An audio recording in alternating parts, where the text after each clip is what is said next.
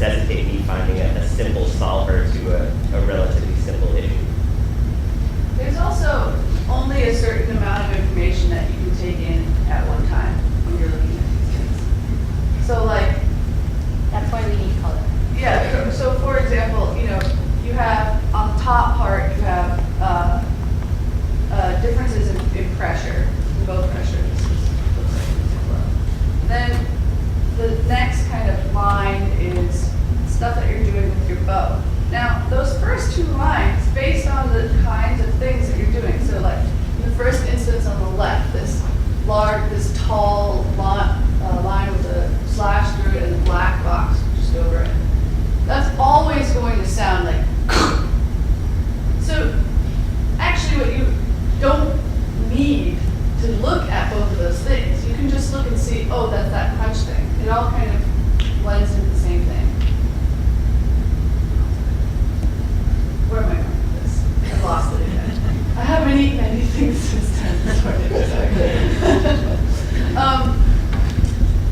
Okay, here's where I'm going with this. What I'm saying is, as a performer, you learn really quickly to develop sort of tactics in the way that you group things together.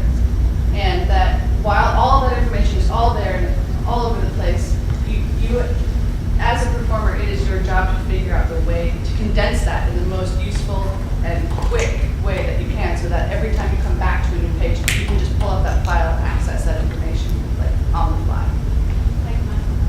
Yeah, it's a muscle memory. It's also a kind of weird, well, yeah, it's an ocular memory in a way too. Is that a thing? Okay. It's something. Would anybody have a question about this, just seeing the score and for the performers? I'm trying to navigate it to the performers. How long did it take to prepare, to practice? We played Andrew's music since he started writing music, so he uses he uses the same notation for all Well, of his music. most of them. Yeah. Well, yeah, changed. every once in a while he Fluctuated, changes so. something really annoying, like the way that he writes harmonics. Which is based on us being like, dude, don't write it like that. Write it like this. This makes sense. We've used this before, and it's something that we can look at really quickly and know exactly what you mean. Maybe. Which for Andrew's music is actually really important. It's not interpretive. It's it's very. And he knows when we're Personal. wrong, so. he knows This is a very exactly interesting. what he wants. Can you talk maybe more about how it sounds like there is a very tight relationship between how you informed his notation and how maybe he informed your performance practice? And what is that intertwining? What was that dude's gonna write like that? What are those influences? Well, obviously there's always a dialect. I mean, with our group, we're always writing for one another. So we have this great luxury of being able to just say like, no, this does not work. You can't write this in this octave. It doesn't sound that way. So that's a really great thing because we're all friends and we get to share those things and nobody's feelings get hurt. But we also really get to learn things very much. Oh, Andrew. Oh, So sensitive. And then, of course, yeah, that also reflects, I mean, when we see these things, that this kind of music brings a very specific kind of balance between aggression and tiny precision, which is actually, I mean, I realized this the other day, but it's exactly the way that Andrew plays drums. He either is lunging onto them and letting a whole bunch of mallets fall out onto the drums, or he's doing these tiny little ticky-tacky things on the drums that are perfectly synchronized, like a Swiss clock, just ready to go. And then so the notation, I think, reflects all of those things, because when you go in for the micro, you see all of those tiny little itty-bitty gears clicking and working together. And then when you pan out, you also see that, okay, but this is just one big crunch, or this is one big move towards a moment where we're all hitting the same thing together.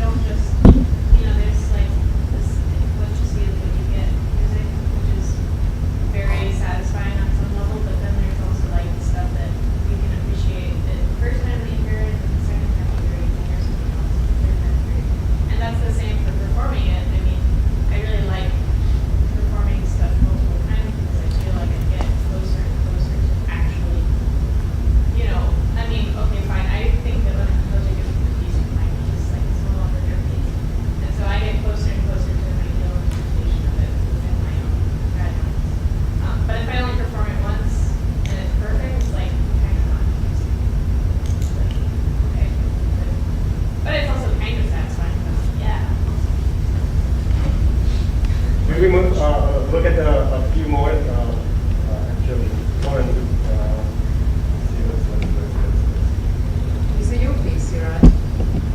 yeah, we can look at mine. Is Will? I'm Will, but maybe the one person sees. So I've been playing Will's music for, if you want to move that over. So I've been playing Will's music for 6 years, something like that. 6 or 7 years. Yeah. Oh, sorry, I can barely hear you. I know. I'm sorry. Sorry, my name's Chris, and I've been playing Will's music for about 6 or 7 years, and one of the things that's most intriguing about his music is that at times, just visually, it's very poetic, and there are elements there that are very familiar, but the way that he deals with those elements are clearly, there in a non-traditional way. But his basic rules. This piece in particular, book, which I've played the most, is near 100 pages long, and the instructions are basically for any number of performers in any duration, any interpretation. And so we've played book in probably I've played with Will in maybe like 8 or 10 different settings, and every time it's been a different ensemble, completely different interpretation. And sometimes he comes to it with these extremely clear ideas of what's happening and what's going on, and other times it's left completely up to our interpretation, which for a performer, again, can be frustrating or very liberating. But the other thing too is Will and I are both educators, and the one thing about his music is it seems to speak to people who have no experience with this kind of music at all, and particularly like teenagers and younger college students. We do performances of this stuff. Oh, hey, that's perfect. Perfect. No, that works. It works. That's good. That's how I play that page. So, and it really opens a door for these younger people who encounter this kind of music, because he doesn't put all these restrictions on it, and it does make sense to them in some fashion. There's something there for them to recognize and be familiar with. And sorry, you should point out. I should point out that all the instructions and repeat signs and everything were all written for this performance tonight. These pages were taken from the big piece, and then I created this arrangement. So in this case, pretty specific about how I want it to go. Sometimes it's just like, here's some pages, figure that out. Bye. Okay, go ahead. So yeah, and again, even the way that he deals with deconstructing these traditional materials, it's very gestural. And so if you have no musical experience, or you have, you can't really read music very well, or you have no experience with this kind of music, it's still, there's things there that can make sense, I think, for any kind of performer that can look at this and see how some of these things can be musical gestures in some way. And so it's just, I guess, one of the things that I really appreciate about his work is that there is this really high level of detail in some of these pages, incredible detail. Where I remember, when Will was writing some of this, him spending tremendous amounts of time making them, and yet then there's other pages that are so minimalistic and so stripped down, and yet, I mean, at least for me, they all make a lot of sense. And he has another piece that's called Textbook that is similar types of notation, but then taking lyrics and text from different papers. I don't know where he pulled everything from, but again, yeah. Yeah, so I mean, you look at it, and again, if you're familiar with this music, it's very clear and familiar. So, Liz, did you want to say anything? I was just going to say that, talk about the images. I've played Will's music for a few years as well. And as a performer, I think the thing I find kind of most enjoyable is like a kind of, even though a lot of it might be kind of abstract and open to interpretation, I feel like there are some symbols I can really relate to. If it's a little squiggle, I feel like as a performer, oh, that's I know what sound I'm going to use for that, and that's something I really enjoy.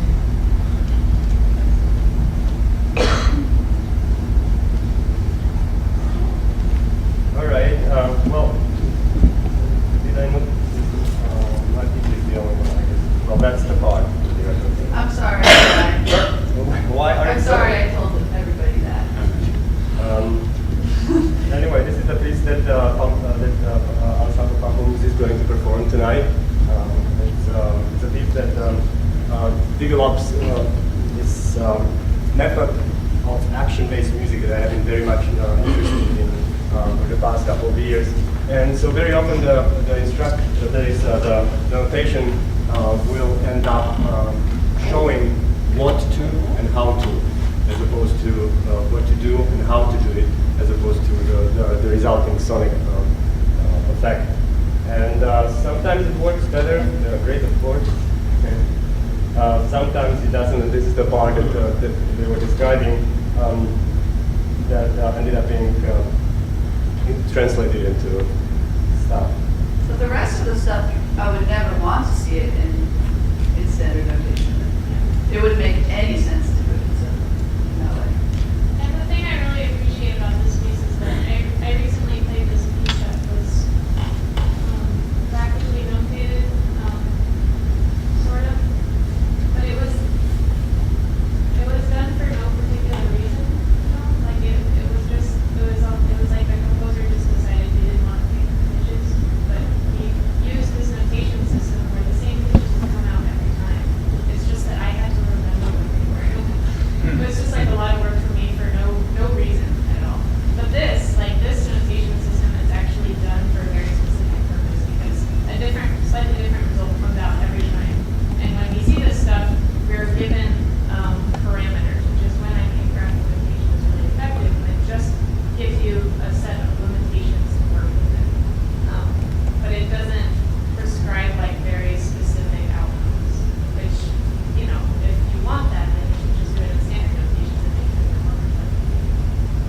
But this was actually, we really love this piece. Jirai wrote it for us last year and performed it a whole bunch of times.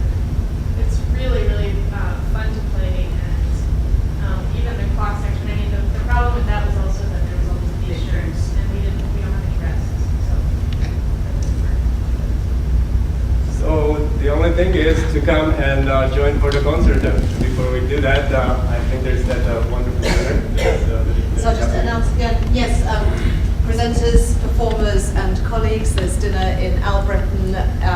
Your campus map should make it clear where that is, or follow somebody who knows where they're going. Those of you who are not, you can get a quick sandwich or something like that in the campus centre, and you should have in your registration folder a list of restaurants in Middletown. You do actually have time before the concert. The concert is at 8 p.m. I just want to announce the first half of the concert is in the chapel, and then for reasons of getting the right instruments in the right building, we're going to move to Crowell for the second half of the concert, which is the large concert hall, actually that's part of this complex, the Centre for the Arts complex, just opposite the campus centre. So chapel at 8, and then after the intermission, we will move to the Crowell Concert Hall for the second part of the concert. And I'd just like to thank everybody for their patience all through a long day. It's been very rewarding, it's been wonderful being with you. Thank you very much to all of the people who participated in this, and thank you to Uri for chairing this great session.